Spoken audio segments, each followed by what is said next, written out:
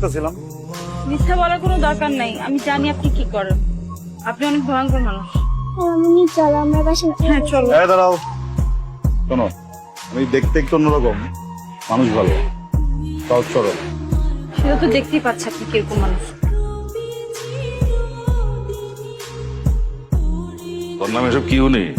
তুই বলে কোন মায়ের পিছে পিছে ঘুরস? যারে ভালোবাসি তার পিছনে না ঘুরলেও কার পিছে ঘুরবো, এটা আমার জীবন। আর আমার জীবন লয়ে আমি কি করবো এটা আমার ব্যাপার, কেউ যেন এটা কথা না কয় না। কয়েকদিন ধরে আমি যেখানে যাই, যেই কাজই করি, কাজের মাঝখানে করতে যেন তুমি আইছো। আমি যখন আমার বাড়িতে যাই, আমি এখানে গিয়ে ঘুমাই, ঘুমের ভিতরে তুমি পড়ো স্বপ্নে। আমি যখন চুপচাপ খাইতে যাই, খাবার ভিতরে তুমি পড়ো আমার কল্পনায়। আরে ভাই, একটা মানুষ এত জায়গায় ঢুকতে ভুগিলে আমি তোমার কইছি ঢোকো।